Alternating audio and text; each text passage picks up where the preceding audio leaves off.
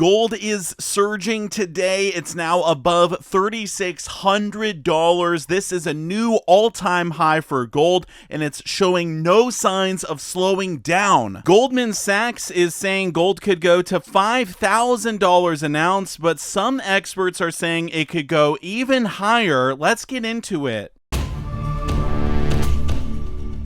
The worst day on Wall Street since the crash of 1987. We're now down 43%. This could be the most serious recession in decades. Protect your retirement with gold and silver IRAs. Learn more at sdbullion.com/IRA. Thank you so much for watching. I do sincerely appreciate it. Today is a wild day for gold because we are finally over $3,600 an ounce. Gold is up about $56 today, over a 1.5% gain. Let's take a look at silver. Silver is also up. We are over $41 an ounce. Silver only up 39 cents, about a 1% gain for silver. So gold is actually moving up faster than silver, but why are the metals climbing? Something happened right around 8:30 this morning, which caused gold to go on this rocket ship straight up. And it was the jobs data released by the U.S. Bureau of Labor Statistics. You can see right here, it came out 8:30 a.m. Eastern, Friday, September 5th.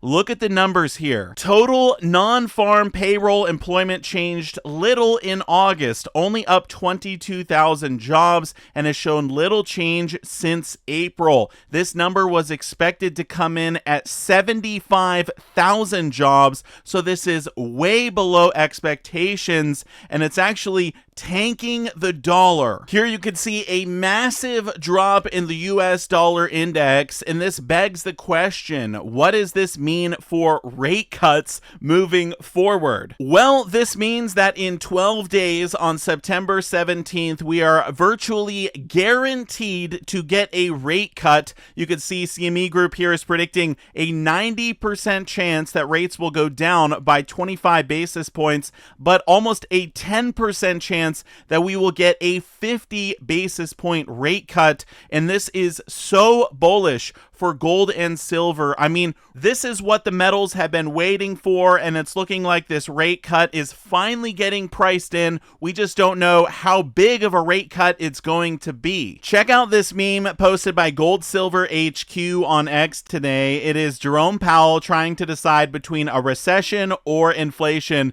and he is selecting both. If you want gold and silver prices to go higher, this is best case scenario. And it looks like an inflationary recession might be just around the corner. It's no surprise Goldman Sachs is saying that $5,000 gold might be on the table. And I do want to talk about this, but first, check out this article posted yesterday by Fox Business. The headline, if you bought a gold bar at Costco last year, here is what it's worth now. I could not believe this. An investor who bought a 1-ounce gold bar at Costco a year ago would have paid $2,495, and that investment would be worth $3,557 as of Thursday. Now, of course, it's even higher today. That amounts to a 1-year gain of about 42%, or more than $1,000 in dollar terms. That is a pretty crazy gain, but we might just be getting started. Listen to what Josh Fair, the CEO of the Scottsdale Mint, had to say on the Silver Pros podcast yesterday. Is it going to have to gyrate a little bit? A lot of it's driven off of, two primary things right now. It's gold buying from the central banks. They're on auto buy every month. A lot of these central banks are printing fiat. Wouldn't we love to be able to print our own paper currency and then buy more gold and silver? Well, they are doing that with gold right now. So that is the biggest driver on gold. You're seeing Japan is having, I'd call it the reverse carry trade is unwinding, which means the money has to go back to back to Japan. And instead of buying bonds, they're buying gold now. So that's what's causing, let's say, in the last number of trading days. That's been the big push.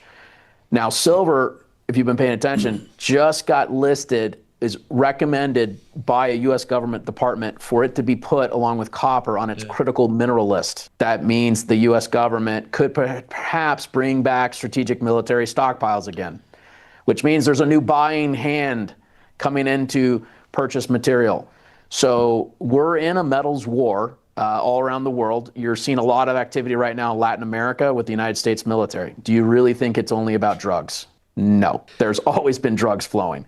There is bigger things happening. And one has to do with Chinese influence and money, and the other is gold, silver, rare earth minerals, copper, everything. So the United States is locking down the Western Hemisphere, figuratively and literally.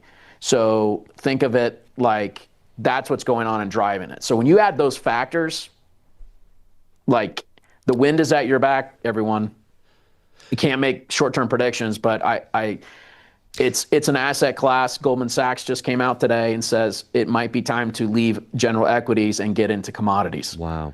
Then they said gold could easily, if Trump continues to interfere with Fed independence, we easily could see $5,000 gold. Well, that's not really that big of a move from here now. So at what point are we looking and thinking about 10,000?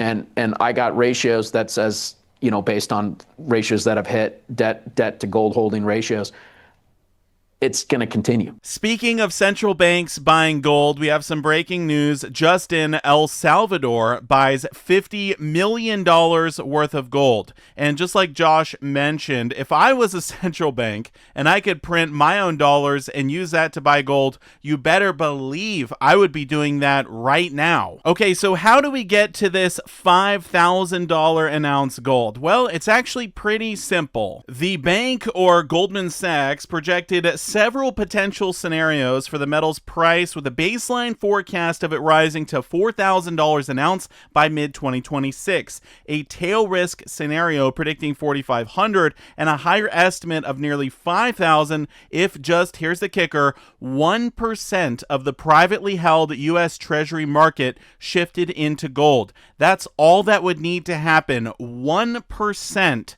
shift into gold, and we're at $5,000 an ounce. And finally, they say as a result, gold remains our highest conviction long recommendation in the commodities space. Yeah, I think if you're looking to go long on something, gold is a good place to be. At the end of the day, though, it's not really how high can gold go or how high can silver go, but how low can the dollar go? And believe me, it can go a lot lower. So there you have it. Both gold and silver are on the rise, but the spotlight is on gold today. As we all know, silver usually will follow in gold's footsteps, and today the gold-silver ratio actually got a little bit wider, with gold having that massive gain. So silver is going to have to play catch-up at some point. I'm curious how high silver will go this year. Let me know what you think down below in the comment section. Thank you so much for watching, and I will see you all in my next one. Silver Dragons